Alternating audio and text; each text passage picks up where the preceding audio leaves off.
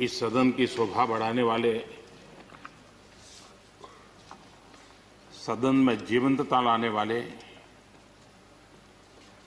और सदन के माध्यम से जनसेवा में रत ऐसे 4 हमारे साथी,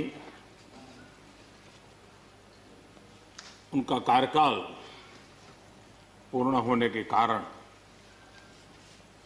नए कार्य की ओर कदम रख रहे हैं। श्रीमान गुलाम नबी आजाद जी, श्रीमान शमशेर सिंह जी, मीर मोहम्मद फैयाज जी, नाजिर अहमद जी, मैं आप चारों महानुभावों को इस सदन की शोभा बढ़ाने के लिए, आपके अनुभव का, आपके ज्ञान का सदन को और देश को लाभ देने के लिए और अपने क्षेत्र की समस्याओं का समाधान के लिए आपने जो कुछ भी योगदान किया है, उसके लिए मैं सबसे पहले तो आपका धन्यवाद करता हूं।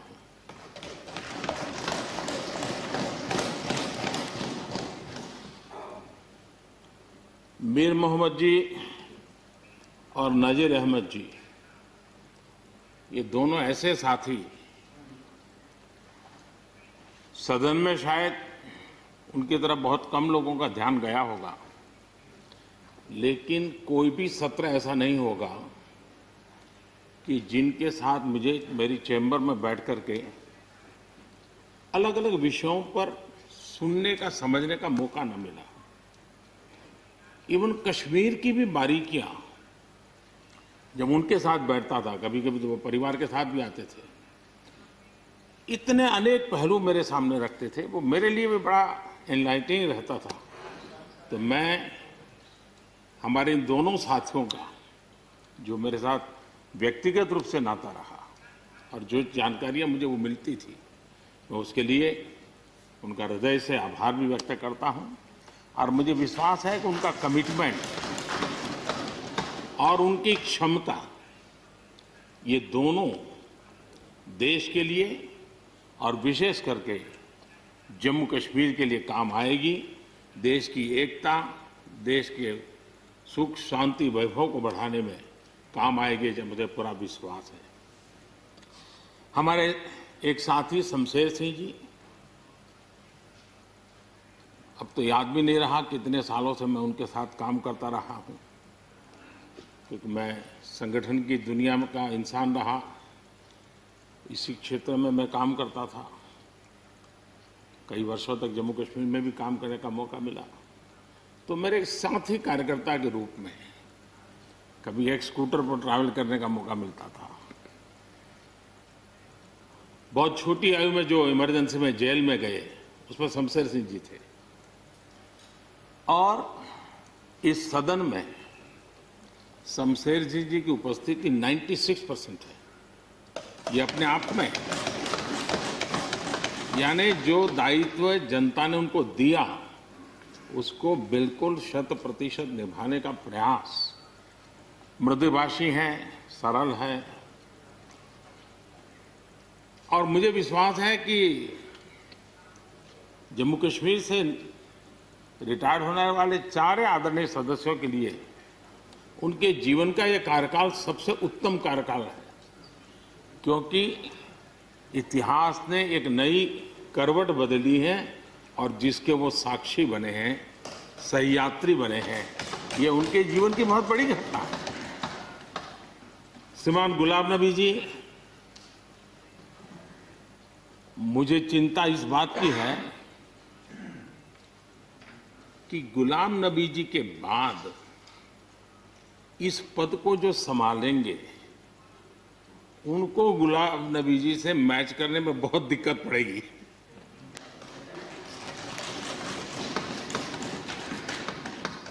क्योंकि गुलाम नबी जी अपने दल की चिंता करते थे, लेकिन देश की और सदन की भी उतनी ही चिंता करते थे। ये छोटी बात नहीं है जी, ये बहुत बड़ी बात है। वरना अपोजिशन के लीडर के रूप में अपना दबदबा पैदा करना, ये सब मोह किसी को भी हो सकता है, लेकिन उन्होंने सदन से, मैं शरद पवार जी को भी इसी कैटेगरी में रखता हूं, वे सदन की और देश की चिंता को प्रायोरिटी देने वाले नेताओं में से रहे। गुलाम नबी जी ने बखूबी इस काम को निभाया है। मुझे याद है इस कोरोना काल में मैं एक फ्लोर लीडर्स की मीटिंग कर रहा था, तो उसी दिन गुलाम नबी जी का फोन आया। तो मोदी जी, ये तो ठीक है आप करते हैं, लेकिन आप एक काम कीजिए, सभी पार्टी लीडर्स की मीटिंग जरूर बुलाइए।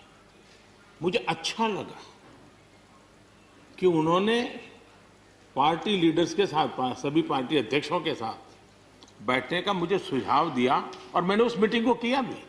वो गुलाम नबी जी के सुझाव पर किया था। और मुझे कहने में,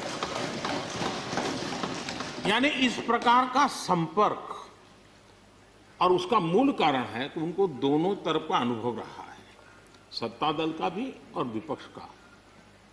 28 साल कार्यकाल, ये अपने आप में बहुत बड़ी बात होती है जी। बहुत साल पहले की बात है, शायद अटल जी की सरकार होगी, मुझे याद नहीं रहा। मैं यहां सदन में किसी काम से आया था, मैं तो तब राजनीति में नहीं था, ये इलेक्टोरल पॉलिटिक्स में नहीं था, मैं संगठन का काम करता था। तो मैं और गुलाम नबी जी ऐसे ही लॉबी में गप्पे मार रहे थे।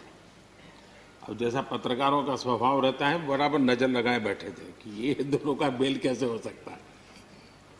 हम हंसी खुशी से बातें कर रहे थे, तो हम जैसे ही निकले तो पत्रकारों ने घेर लिया। गुलाम नबी जी ने बहुत बढ़िया जवाब दिया था। वो जवाब हम लोगों के लिए बहुत काम आने वाला है। उन्होंने कहा, भाई देखिए, आप लोग हमको अखबारों में या टीवी माध्यमों में या पब्लिक मीटिंग में लड़ते झगड़ के देखते हो, लेकिन सचमुच में इस छत के नीचे हम जैसे एक परिवार का वातावरण कहीं नहीं होता है। इतनी हमारी आत्महत्या होती है, इतने सुख दुख होते हैं। ये जो स्पिरिट है, वो स्पिरिट अपने आप में बहुत बड़ी बात होती है। गुलाम नबी जी का एक शौक शायद बहुत कम लोगों को पता होगा, और कभी उनके साथ बैठोगे तो बताएंगे। हम सरकारी बंगलों में रहते हैं, तो बंगले की दीवारें, अपना सोफा सेट, उसी के आसपास हमारा दिमाग रहता है।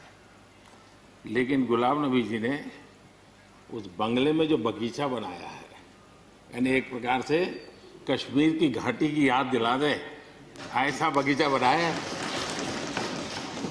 और इसका उनको गर्व भी है। वो समय देते हैं, नई नई चीजें जोड़ते हैं, और हर बार जब कंपटीशन होती है तो उनका बंगला नंबर 1 ले आता है। यानी अपने सरकारी जगह को भी कितने प्यार से संभालना, यानी बिल्कुल मन से उन्होंने इसको संभाला है। जब आप मुख्यमंत्री थे, मैं भी एक राज्य का मुख्यमंत्री के नाते काम करता था, हमारी बहुत गहरी निकटता रही इस कार्यकाल में। शायद ही कोई ऐसी घटना मिल सकती है कि जबकि हम दोनों के बीच में कोई संपर्क सेतु न रहा हो। एक बार गुजरात के यात्री, क्योंकि जम्मू कश्मीर में जाने वाले टूरिस्ट में गुजरात बहुत बड़ा नंबर रहता है, और टेररिस्टों ने पर हमला कर दिया। करीब 8 लोग शायद मारे गए। सबसे पहले गुलाम नबी जी का मुझे फोन आया।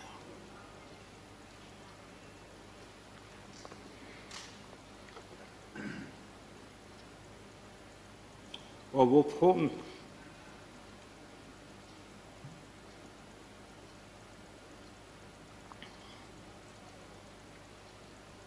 सिर्फ सूचना देने का नहीं था,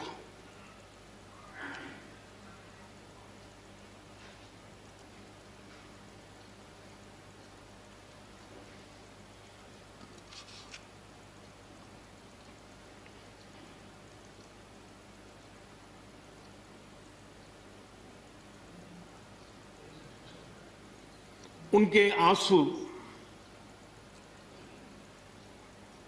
रुक नहीं रहे थे। फोन पे उस समय प्रणब मुखर्जी साहब डिफेंस मिनिस्टर से। मैंने उनको फोन किया, मैंने कहा साहब अगर फोर्स का हवाई जहाज मिल जाए डेड बॉडी को लाने के लिए। रात देर हो गई थी। प्रणब मुखर्जी साहब ने कहा आप चिंता मत कीजिए, मैं करता हूं व्यवस्था। लेकिन रात में फिर गुलाम नबी जी का फोन आया। वे एयरपोर्ट थे।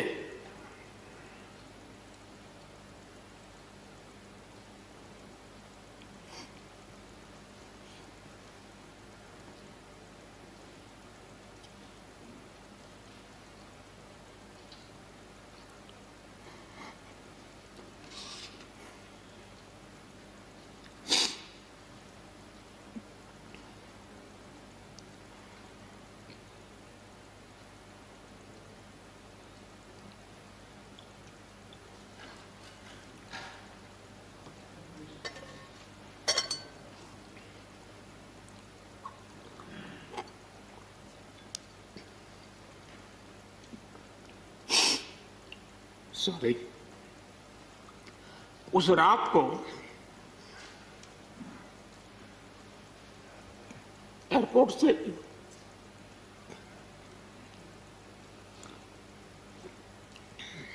उन्होंने मुझे फोन किया और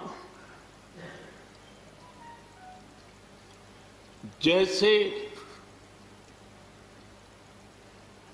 अपने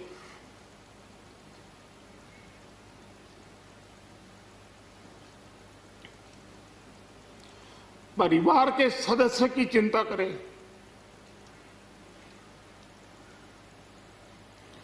वैसी चिंता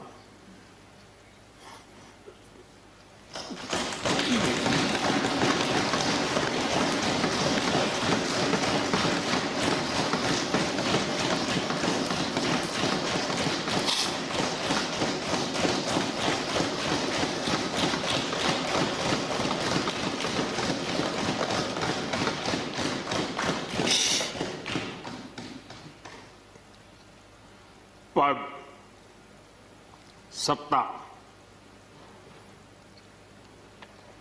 जीवन में आती रहती है, लेकिन उसे कैसे पचाना,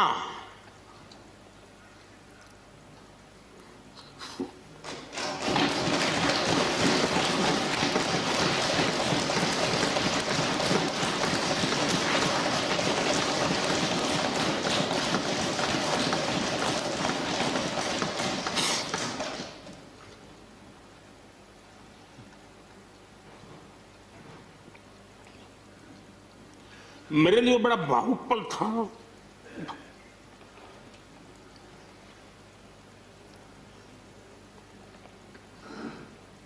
दूसरे दिन सुबह फोन आया कि मोदी जी सब लोग पहुंच गए।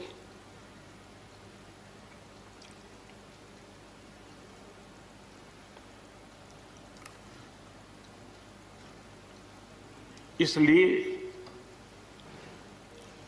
एक मित्र के रूप में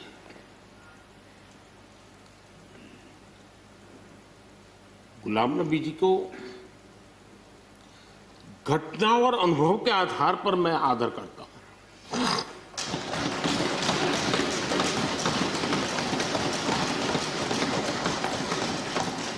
और मुझे पूरा विश्वास है कि उनकी सौम्यता, उनकी नम्रता, इस देश के लिए कुछ कर गुजरने की उनकी कामना, वो कभी उनको चैन से बैठने नहीं देगी। और मुझे विश्वास है कि जो भी दायित्व जहां भी वो संभालेंगे, वे जरूर वैल्यू एडिशन करेंगे, कंट्रीब्यूशन करेंगे और देश उनसे लाभान्वित होगा। ये मेरा पक्का विश्वास है। मैं फिर एक बार उनकी सेवाओं के लिए आदरपूर्वक धन्यवाद करता हूं और व्यक्तिगत रूप से भी मेरा उनसे आग्रह रहेगा कि मन से मत मानो कि अब आप इस सदन में नहीं हो। आप के लिए मेरे द्वार हमेशा खुले, इन चारों माननीय सदस्यों के लिए खुले हैं। आपके विचार, आपके सुझाव क्योंकि देश में सब बहुत जरूरी होता है। ये अनुभव बहुत काम आता है, मुझे मिलता रहेगा, ये अपेक्षा मैं रखता ही रहूंगा। आपको मैं निवृत्त होने नहीं दूंगा। फिर एक बार बहुत शुभकामनाएं, धन्यवाद।